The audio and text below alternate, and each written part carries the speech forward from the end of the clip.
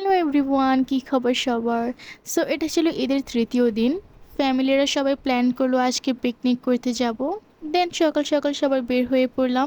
So চলে এসেছি ওয়াদি দারবাতে। এটা পিকনিক করার জন্য বেস্ট একটা জায়গা। সবাই যার যার বাসা থেকে রান্না করে আনে। আর এখানে সেদিন প্রচণ্ড গরম ছিল, বাট বাতাসের জন্য লাকিলি কোনো ফিল হয়নি গরমটা। না হলে সবার অবস্থা অনেক খারাপ হয়ে যেত।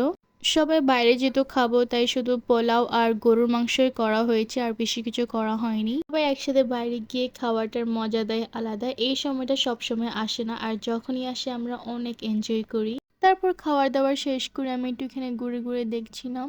ঈদ হিসেবে আজকের রাশ খুবই কম ছিল, প্লাস এখন ছিল দুপুর 3টা।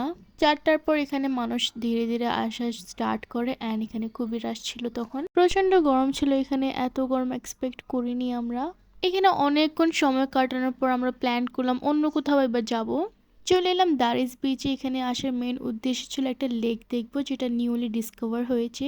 অ্যান্ড লেকটার নাম হচ্ছে পিঙ্ক লেক, যেখানে সব পানি পিঙ্ক কালার।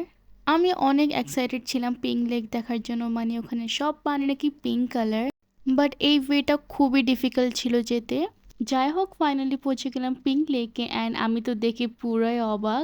অবাক হওয়ার কারণ হচ্ছে আমি যেমন দেখেছিলাম তেমন মোটেও ছিল না। সবাই যেমন সোশ্যাল মিডিয়াতে পোস্ট করছিল পুরো পিঙ্ক কালার, জায়গাটা খুবই সুন্দর, বাট তেমনটা মোটেও ছিল না। এখানে 2 মিনিটের বেশি আর থাকিনি, চলে গেলাম। যেতে যেতে সন্ধ্যা হওয়ার টাইম হয়ে যাচ্ছিল, অ্যান্ড সানসেটও হয়ে যাচ্ছিল। সো আমরা চলে গেলাম আরেকটা জায়গায়। চলে আসলাম ক্যারানাতে। এখানে রাতের ভিউটা অনেক সুন্দর লাগে। এই প্লেসটা আমাদের বাসা থেকে খুবই দূরে, তাই এখানে সবসময় আসা হয় না, বাট যখনই আমরা টাইম পাই তখনই চলে আসি। আর এই যে এই ভিউটা হচ্ছে আমার সবচেয়ে ফেভারিট একটা ভিউ। সবাই যেহেতু সকাল সকাল বের হয়েছিল, তাই অনেক ক্ষুধার্ত ছিল। সো এখানে আমরা সন্ধ্যার নাস্তাটা সেরে নিই। আর এই প্লেসের চা আমার অনেক ফেভারিট। আমি যখনই এখানে আসি 1 কাপ চা খেতেই হয়।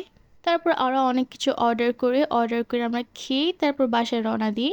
এতটুকু ছিল আমার ভিডিও। ভালো লাগলে অবশ্যই সাপোর্ট করবেন। আল্লাহ হাফেজ।